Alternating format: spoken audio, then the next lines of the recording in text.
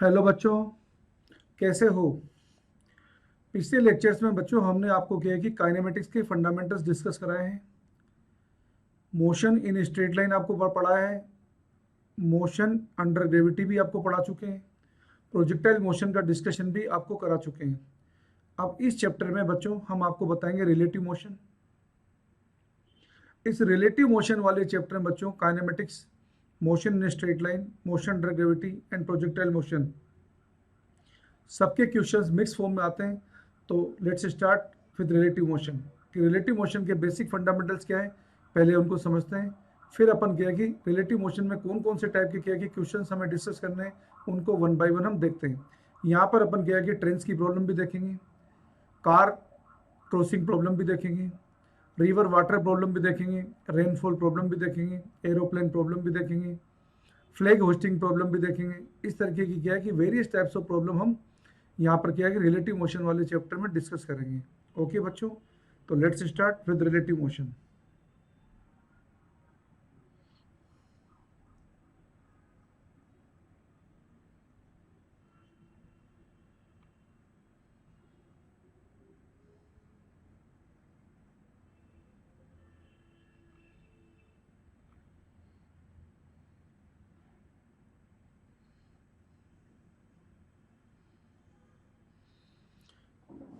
Relative motion वाले chapter में बच्चों हमें क्या है कि पहले तो इसका की कंसेप्ट समझना है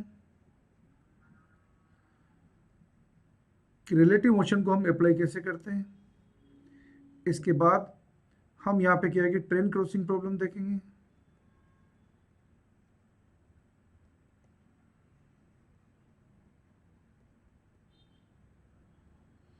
इसके बाद हम बच्चों यहाँ पर रिवर क्रॉसिंग प्रॉब्लम देखेंगे।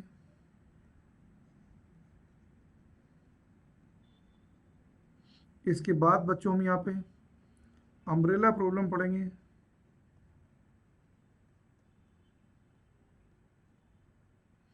और इसके बाद यहाँ पे क्या है कि कई सारी मिसलेनियस प्रॉब्लम हम पढ़ेंगे।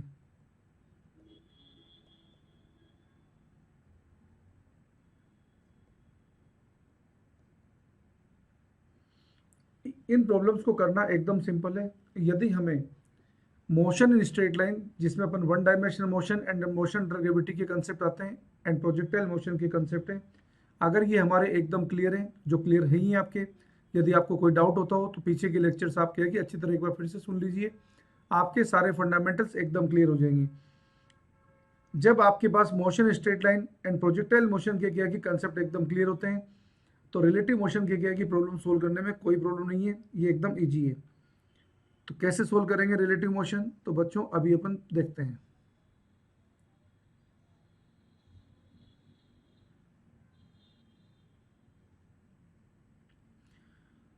तो स्टार्ट करते हैं रिलेटिव मोशन के बेसिक कंसेप्ट से। बच्चों जब हम ये लिखते हैं वी ए बी, इसके अंदर जब बच्चों हम लिखते हैं वी ए बी, इसको हम पढ़ते हैं रिलेटिव वेलोसिटी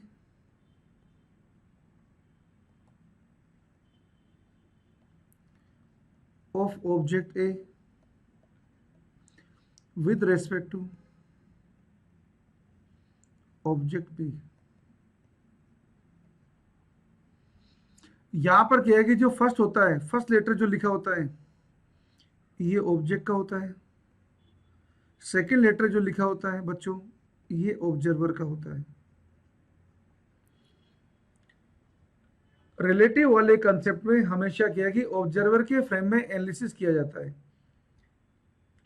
ऑब्जर्वर के फ्रेम में बच्चों हमेशा ऑब्जर्वर के फ्रेम में हमेशा ऑब्जर्वर रेस्ट में होता है। जैसे हम कार में बैठे होते हैं तो कार के फ्रेम में हम रेस्ट में होते हैं, अगर हम एरोप्लेन में बैठे होते हैं तो एरोप्लेन के फ्रेम में हम रेस्ट में होते हैं।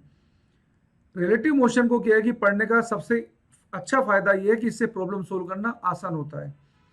तो रिलेटिव मोशन को आप अप्लाई तो रिलेटिव मोशन को बच्चों न्यूमेरिकल में अप्लाई कैसे करेंगे, इसको अप्लाई करने का बिल्कुल सीधा सिंपल तरीका है कि जब हम लिखते हैं relative velocity of A with respect to B, इसको बच्चों लिखते हैं velocity of A with respect to common reference frame.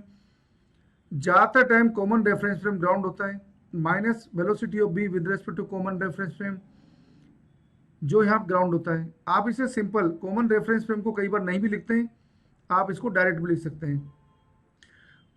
तो बच्चों relative velocity of A with respect to B क्या बना, velocity of A with respect to ground minus velocity of B with respect to ground. अब V A vector में से V B vector को subtract करना है, मीन्स वी ए वेक्टर में V B vector के नेगेटिव वेक्टर को add करना है। दो वेक्टर को ऐड करने का कंसेप्ट हमें पता ही है कि हम क्या है कि यहाँ पर वेक्टर के कंसेप्ट लगा देंगे, पैरेललोग्राम लो और रिजल्ट निकाल देंगे। ओके, कोई दिक्कत नहीं है। सपोज ये वी ए वेक्टर है और ये वी बी वेक्टर है। तो बच्चों यदि V A and V B vector के बीच के एंगल थीटा है तो V A and minus V B, तो V A and minus V B vector के बीच का एंगल हो जाएगा 180 माइनस थीटा। तो जब आप वी ए बी निकालेंगे, अब आपको क्या है कि कोई तकलीफ नहीं है। इस वी ए बी का जब आप मैग्नीट्यूड लिखेंगे,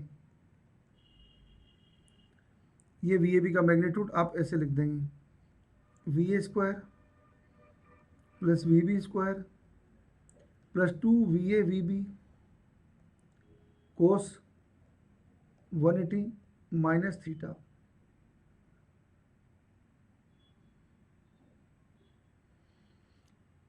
इसका अंडर रूट निकाल दीजिए।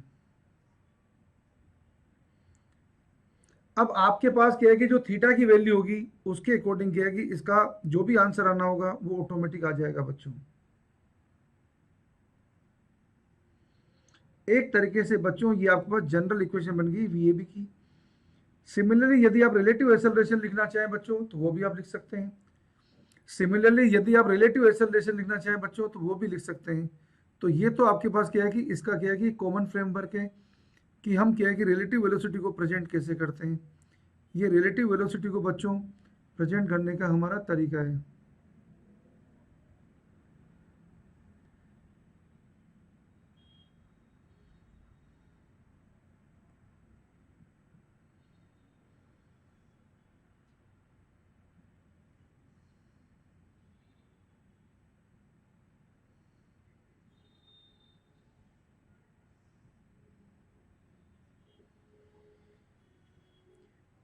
इस तरीके से बच्चों हम क्या है कि रिलेटिव वेलोसिटी को कैलकुलेट करेंगे 1 बाय 1 करके।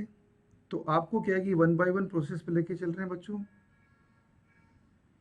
ताकि अपन इन चीज़ों को क्या है कि एकदम बेटर अंडरस्टैंड कर सकें।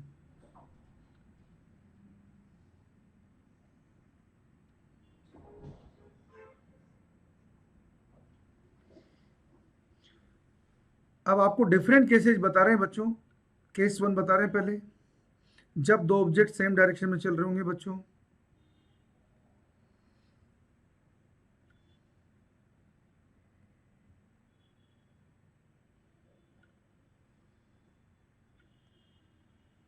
केस 1 बता रहे हैं, जब दो ऑब्जेक्ट सेम डायरेक्शन में मूव कर रहे हैं तो रिलेटिव मोशन का कंसेप्ट अप्लाई करेंगे तो क्या मिलेगा।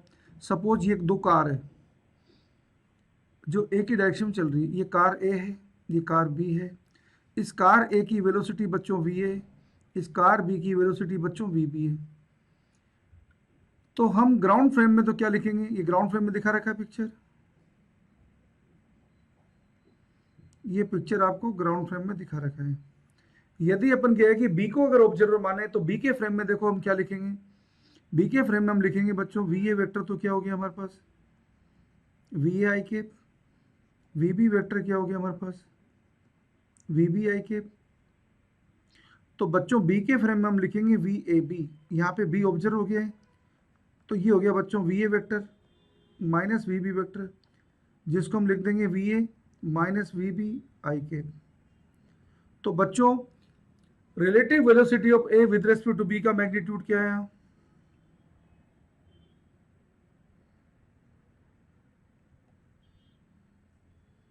इसका मैग्नीट्यूड आया है हमारे पास V A minus V B.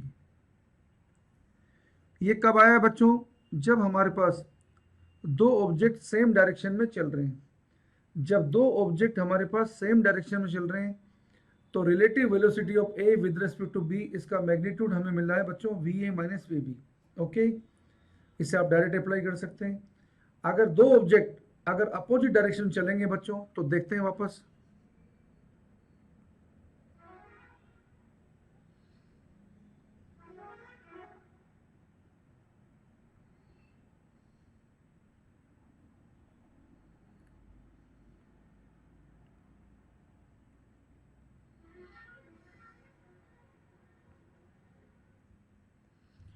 जब दो ऑब्जेक्ट एक दूसरे के अपोजिट डायरेक्शन चलेंगे बच्चों, तो देखिए मान लो एक ऑब्जेक्ट इधर चल रहा है, एक ऑब्जेक्ट इधर चल रहा है। मान लो कार ए प्लस एक्स में जा रही है, कार बी, ये कार ए है बच्चों, ये कार बी है।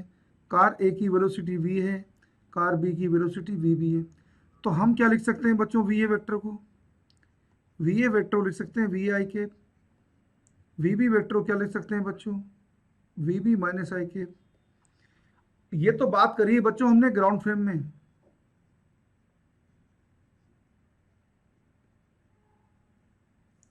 अगर हम कहें कि बी को ऑब्जर्वर बना दें, अगर हम रिलेटिव मोशन के अकॉर्डिंग क्वेश्चन सोल्व करना चाहें, तो रिलेटिव मोशन के कंसेप्ट से हमें बच्चों वी ए बी मिलेगा। यहाँ पर वी ए बी हो जाएगा हमारा V A vector minus V B vector, जिसे हम लिख देंगे वी ए आई के, इसे लिख देंगे हम वी बी माइनस आई के। इसे सोल्व करेंगे बच्चों, ये मिलेगा V A plus V B आई के। तो बच्चों वी ए बी का मैग्नीट्यूड अब हमें क्या मिलेगा, आप देख सकते हैं। अब हमें वी ए बी का जो मैग्नीट्यूड आ रहा है बच्चों, ये आ रहा है V A plus V B. ये कब आया बच्चों, जब दो ऑब्जेक्ट एक दूसरे के अपोजिट डायरेक्शन चल रहे हैं। जब दो ऑब्जेक्ट एक दूसरे के अपोजिट डायरेक्शन चल रहे हैं बच्चों, तो आपके पास क्या है कि वी ए बी का मैग्नीट्यूड क्या मिल रहा है आपको, V A plus V B. जबकि दो ऑब्जेक्ट जब सेम डायरेक्शन चल रहे थे बच्चों, तो वी ए बी का मैग्नीट्यूड क्या मिला था, V A minus V B.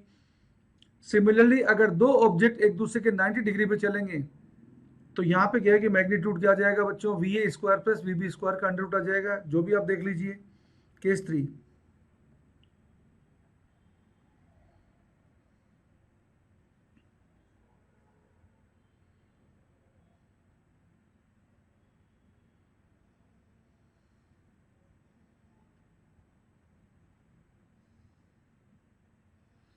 अब आपको क्या है कि बच्चों बात बता रहे हैं, जब दो ऑब्जेक्ट एक दूसरे के परपेंडिकुलर चलेंगे, मान लीजिए क्या है कि एक ऑब्जेक्ट इधर चल रहा है, एक ऑब्जेक्ट इधर चल रहा है, ये ऑब्जेक्ट ए है, ये ऑब्जेक्ट बी है।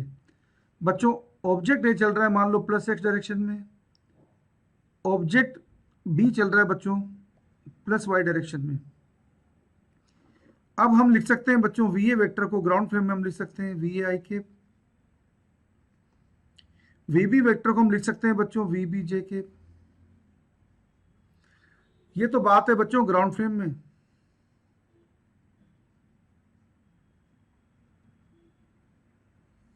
अब बच्चों अगर हम बात करेंगे किसी एक के फ्रेम में, आप चाहो तो बी के फ्रेम में निकाल लो, चाहो तो ए के फ्रेम में निकाल लो। अगर हम बी को ऑब्जर्वर बनाते हैं बच्चों, तो देखो हमको क्या मिलता है,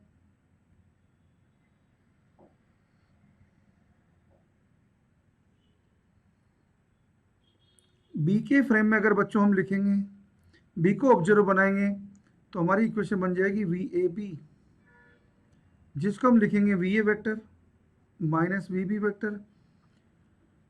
V A vector minus V B vector का डायग्राम बनाएंगे, तो ये बच्चों वी ए वेक्टर है और माइनस वी बी वेक्टर नीचे हो जाएगा, ये माइनस वी बी वेक्टर है बच्चों। इन दोनों का रिजल्टेंट कहीं ना कहीं बीच में आएगा। कितने एंगल पर आएगा वो तो डिपेंड करेगा बच्चों V A vector and V B vector के रिलेटिव मैग्नीट्यूड पर ये कन्फर्म है कि यहाँ पे V A vector and minus V B vector के बीच का एंगल 90 डिग्री है। तो बच्चों वी ए बी का जो मैग्नीट्यूड हमें मिलने वाला है, ये मिलेगा V A square plus V B square का under root. V A B का जो मैग्नीट्यूड यहाँ पे हमारे पास आएगा बच्चों, ये आएगा under root V A square plus V B square. ये हमारे पास वी ए बी का मैग्नीट्यूड है।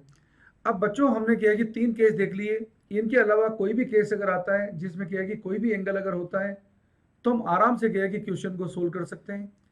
अब क्या है कि इस कंसेप्ट को समझने के लिए हम यहाँ पे कुछ इलस्ट्रेशन लेते हैं, जो आपको क्या है कि इन केसेस को जो आपको इन केसेस को और अच्छी तरीके से समझा सकेंगे। अब बच्चों इन केसेस को समझने के लिए हम कुछ इलस्ट्रेशन देते हैं, ताकि आप इन केसेस को और बेटर तक, अब इन केसेस को समझने के लिए बच्चों हम कुछ इलस्ट्रेशन देते हैं, ताकि ये केसेस आपको और बेटर अंडरस्टैंड हो सके। तो लेट्स स्टार्ट विद इलस्ट्रेशन।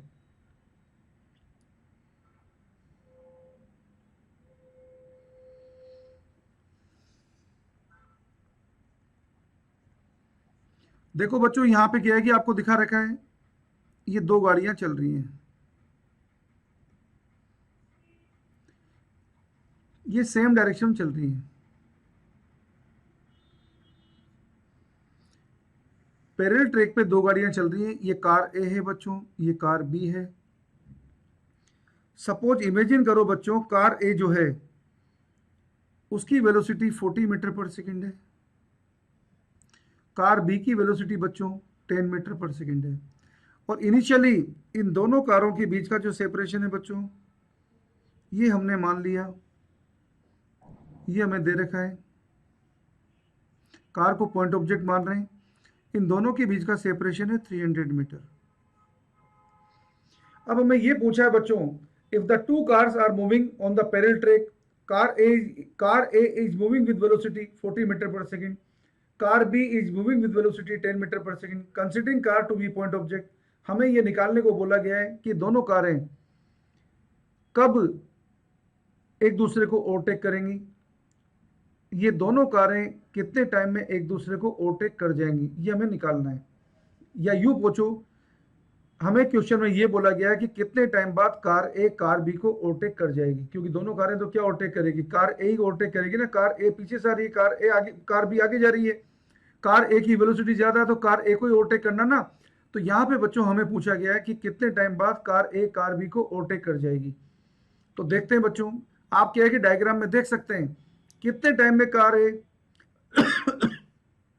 इस डायग्राम में आप देख सकते हैं बच्चों कितने टाइम में कार ए कार बी को ओवरटेक करेगी। तो ये आपको क्या है कि डायग्राम से साफ पता चल रहा है कि जितने टाइम में relative displacement of car A with respect to car B 300 metre हो जाएगा, जितने टाइम में कार ए कार बी के कंपेरिजन में 300 मीटर ज्यादा चलेगी, उतने टाइम में कार ए कार बी से कार बी को ओवरटेक कर जाएगी। The time interval in which relative displacement of car A with respect to car B will be 300 meter. In that time interval, car A will overtake car B. Okay, this is clear? ये आपको clear हो गया होगा। तो देखो हम relative motion का concept लगा रहे हैं बच्चों, ये solution. Relative velocity of A with respect to B, दोनों कारें एक ही डायरेक्शन में चल रही है, ये हो जाएगा हमारे पास 40 आई के, ये हो जाएगा हमारे पास 10 आई के, ये हो गया हमारे पास 30 आई के। तो बच्चों relative velocity of A with respect to B, इसका मैग्नीट्यूड हमारे पास आया है 30, ये हमारे पास मैग्नीट्यूड आया है। अब ओवरटेक करने के लिए कंडीशन क्या होगी, ये है कंडीशन ओवरटेक करने के लिए, relative displacement of A with respect to B equal to relative velocity of A with respect to B into time interval. तो relative displacement of A with respect to B बच्चों कितना हो गया 300 metre, relative velocity of A with respect to B कितना हो गया 30, और ये टाइम इंटरवल है। इसको अगर सोल्व करेंगे बच्चों तो यहाँ पे टाइम आ रहा है 10 सेकेंड। तो बच्चों 10 सेकेंड के इंटरवल में कार ए कार बी को ओवरटेक कर जाएगी।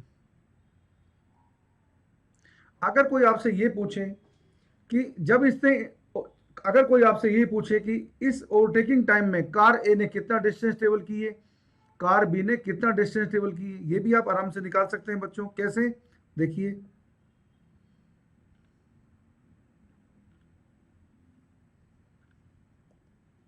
डिस्टेंस इज ट्रेवल्ड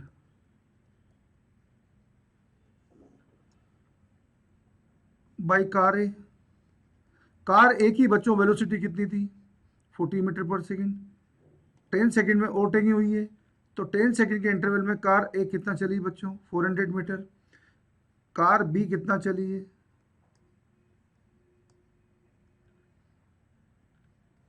10 इंटू 10, ये चली है 100 मीटर। अब आप देख सकते हैं कार ए ने कार बी के कंपेरिजन में 300 मीटर ज़्यादा ट्रेवल कर लिया है, ये आप देख सकते हैं, ये आपको पता चल रहा है यहाँ से।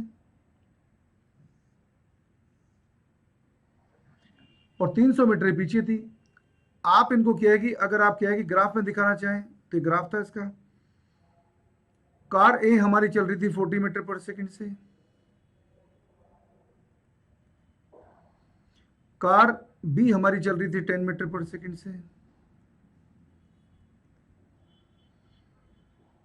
ये वेलोसिटी आपको दिखा रखी है car A and car B की, ये कार ए थी, ये कार बी है। ओके,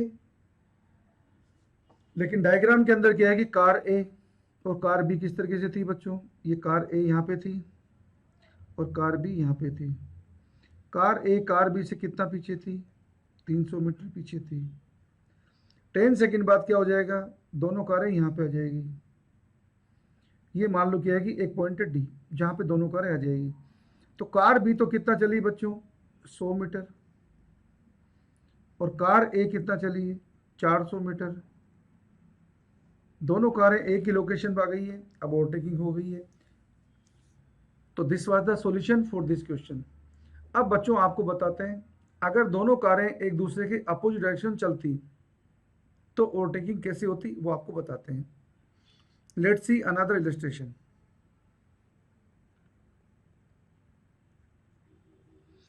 अगर बच्चों क्या है कि ये दोनों कारें जिनको पॉइंट ऑब्जेक्ट मान रहे हैं हम, अगर एक दूसरे के अपोजिट डायरेक्शन जाते हैं, मान लो बच्चों ये कार ए 40 मीटर पर सेकंड से आ रही है, ये कार बी बच्चों ये 10 मीटर पर सेकंड से आ रही है, और दोनों कारों के बीच का जो सेपरेशन है बच्चों ये है 500 मीटर। अब हमें क्वेश्चन में पूछा है कि आप टाइम इंटरवल निकालिए जितने टाइम में ये दोनों कारें एक दूसरे को क्रॉस कर जाएंगी। Find the time.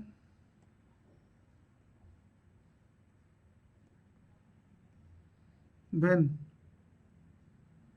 the two cars will cross each other। अब आप फिगर में देख सकते हैं बच्चों, ये दोनों कारें एक दूसरे को कब क्रॉस करेंगी, जब दोनों कारें मिलकर क्या है 500 मीटर चल लेंगी। अगर हम रिलेटिव मोशन का कंसेप्ट लगाएं और सॉल्यूशन को देखें, सपोज हम कार बी के फ्रेम में एनालिसिस कर रहे हैं, तो बच्चों हमें क्या मिला, relative velocity of A with respect to B, इसका मैग्नीट्यूड हमें क्या मिलेगा, दोनों कारें अपोजिट डायरेक्शन चल रही हैं तो मैग्नीट्यूड हो गया हमारा 50 मीटर पर सेकेंड। ओवरटेक करने की कंडीशन क्या हो जाएगी, ये ओवरटेक करने की कंडीशन हो जाएगी बच्चों relative displacement of A with respect to B, इसको हम लिख देंगे relative velocity of A with respect to B into time interval. Solve करेंगे बच्चों तो relative displacement of A with respect to B कितना हो जाएगा 500 metre, relative velocity of A with respect to B कितना हो जाएगा 50, और ये टाइम इंटरवल।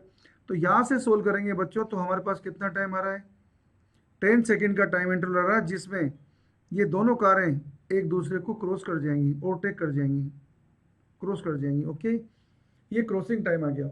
अगर कोई आपसे वापस इसी क्वेश्चन पूछता कि क्रॉसिंग टाइम के इंटरवल में कार ए कितना चल चुकी होगी, टाइम कितना था 10 सेकेंड, कार ए की ग्राउंड फ्रेम में वेलोसिटी कितनी थी बच्चों 40 मीटर पर सेकेंड, तो कार ए ने इंडिविजुअली कितना डिस्टेंस ट्रेवल की होगी 40 इंटू 10 400 मीटर।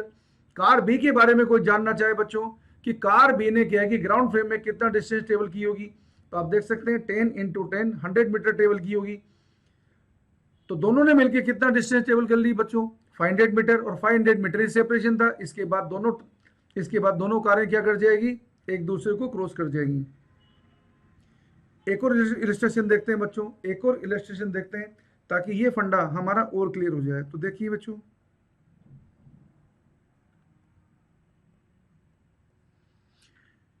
ये सपोज बच्चों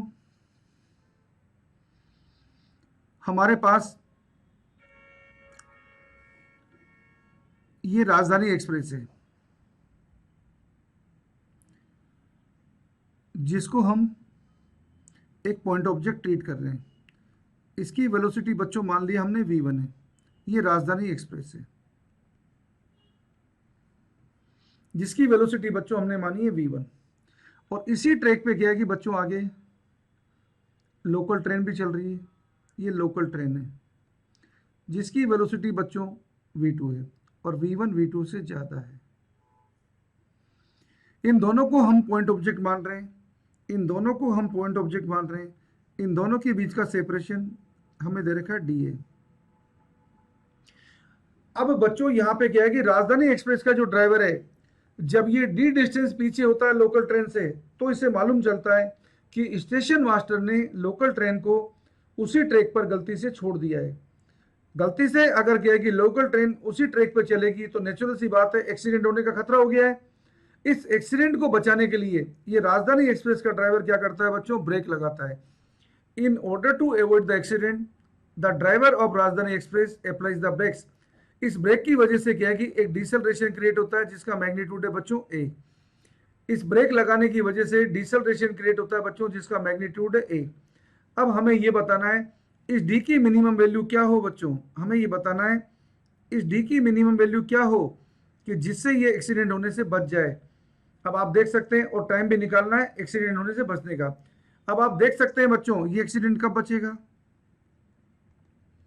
ये बच्चों एक्सीडेंट तब बचेगा जब ये राजधानी एक्सप्रेस का ड्राइवर जब ब्रेक लगाएगा, ये ब्रेक ऐसा लगे कि राजधानी एक्सप्रेस के द्वारा लोकल ट्रेन के कंपैरिजन में डी एडिशनल डिस्टेंस चलने के ठीक पहले राजधानी एक्सप्रेस की वेलोसिटी v1 से डिक्रीज होकर क्या हो जाए v2।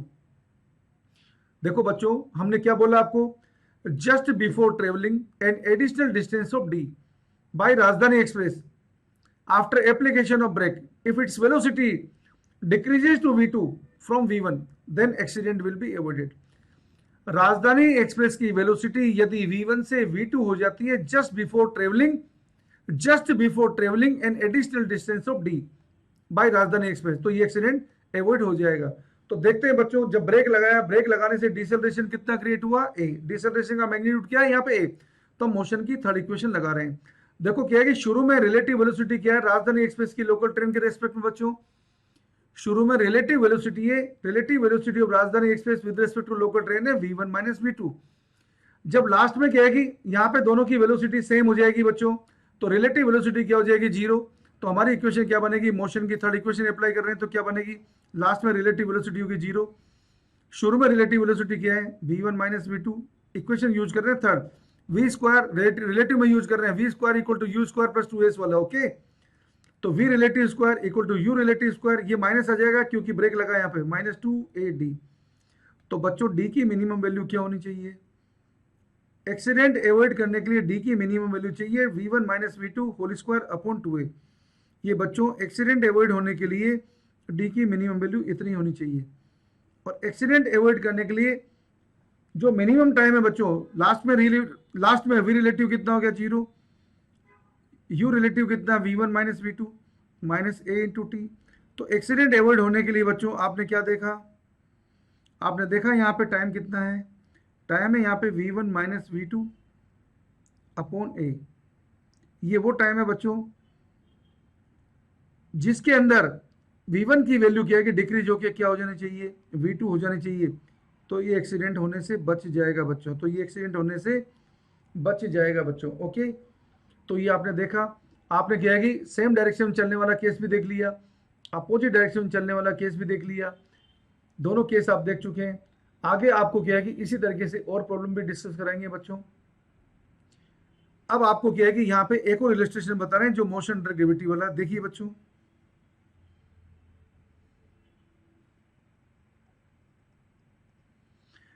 देखो बच्चों ये कोई टावर है जिसकी हाइट मान लीजिए 80 मीटर है। यहां से क्या है कि हमने एक बॉल को ड्रॉप किया है, ड्रॉप करने का मतलब जीरो वेलोसिटी से छोड़ा है, और ठीक उसी टाइम पर ग्राउंड से एक बॉल को हमने 80 मीटर पर सेकंड वेलोसिटी से अपवर्ड डायरेक्शन में थ्रो किया है। तो यहां से क्या है कि जो बॉल हमने थ्रो की बच्चों, इसकी वेलोसिटी है 80 मीटर पर सेकंड, जी की वैल्यू 10 मीटर पर सेकंड स्क्वायर है और इसकी इनिशियल वेलोसिटी जीरो है बच्चों। हमें पूछा है ये क्या है कि बॉल नंबर 1 ये बॉल नंबर 2, हमें पूछा है बच्चों ये दोनों बॉल ग्राउंड से कितनी हाइट पे टकराएंगी और कितने टाइम बाद टकराएंगी। देखो जब रिलेटिव में लगाएंगे बच्चों तो जी तो इस पे भी नीचे लग रहा है, जी इस पे भी नीचे लग रहा है, तो जी की वैल्यू तो बच्चों रिलेटिव में क्या हो जाएगी जीरो। तो क्या है कि अब हम लगा रहे हैं यहाँ पे रिलेटिव मोशन का कंसेप्ट। अगर हम क्या है कि बॉल नंबर 2 के फ्रेम में जाएं तो ये दोनों बॉलें क्या है कि कब टकरा जाएंगी बच्चों, जब बॉल ए बॉल 2 के कंपैरिजन में 80 मीटर चलेगी तभी तो क्या है कि बॉल ए बॉल 2 से टकराएगी। तो हम इक्वेशन लगा रहे हैं बच्चों H12 relative displacement of 1 with respect to 2 equal to relative velocity of 1 with respect to 2 plus half acceleration of 1 with respect to 2 into T square. बच्चों यहां पर अगर आप देखेंगे तो relative velocity of one with respect to two ये तो हो जाएगी 80 क्योंकि उसकी जीरो थी, और relative displacement of one with respect to two ये हो जाएगा 80, और ये भी हो गया बच्चों 80। ये तो क्या है कि A12 ये तो जीरो है, ये तो खत्म हो गया। तो हमारे पास टाइम कितना आ गया बच्चों 1 सेकेंड। 1 सेकेंड बाद ये दोनों क्या है कि बॉल एक दूसरे से टकरा जाएंगी। अगर कोई आपसे ये जानना चाहे कि ग्राउंड से कितनी हाइट पे टकराएंगी, तो देखो बच्चों ये ऊपर वाली जो बॉल है ये 1 सेकेंड में कितना चल लेगी, 1 सेकेंड में चल लेगी मान लो h, हाफ g कितना है बच्चों 10, t कितना है यहाँ पे 1, तो कितना चल लेगी 5 मीटर। तो नेचुरल सी बात है अगर सेपरेशन कितना था यहाँ पे 80 मीटर, तो क्या है कि ग्राउंड से कहाँ टकराएंगी बच्चों, ये ग्राउंड से 75 मीटर हाइट पे टकराएंगी। कहाँ पे टकराएंगी, ये दोनों बॉल ग्राउंड से 75 मीटर हाइट पे टकराएंगी। ओके, तो आपको दोनों बातें क्लियर हो गई बच्चों, दोनों बातें आपको क्लियर हो गई हैं। अगर आप कहे कि यहाँ पर देखें तो आपको साफ पता चल रहा है 1 सेकेंड बाद दोनों बॉल टकरा जाएंगी और ग्राउंड से 75 मीटर हाइट पे दोनों बॉल टकरा जाएंगी। नेक्स्ट लेक्चर में बच्चों हम आपको क्या है कि river boat analysis, river water problem का डिस्कशन कराएंगे। उसमें भी क्या है कि रिलेटिव मोशन के कंसेप्ट लगेंगे। रिवर वाटर प्रॉब्लम एक इंपॉर्टेंट प्रॉब्लम होती है, उसके अंदर हम आपको बताएंगे वेरियस टर्म्स, डाउन स्ट्रीम क्या होती है, अप स्ट्रीम क्या होती है, ड्रिफ्ट क्या होता है, रिवर क्रॉसिंग टाइम क्या होता है, रिवर क्रॉसिंग इन शॉर्टेस्ट पाथ क्या होगा, रिवर क्रॉसिंग इन मिनिमम टाइम क्या होगा। ये वेरियस पैरामीटर्स जो है हम रिवर क्रॉसिंग प्रॉब्लम के अंदर सोल्व करेंगे। रिवर में जब करंट चलेगी तो क्या होगा, इन सब प्रॉब्लम को हम गया कि इन सब प्रॉब्लम को 1 बाय 1 हम रिवर क्रॉसिंग के अंदर देखेंगे। ओके बच्चों, थैंक यू, सी यू बच्चों।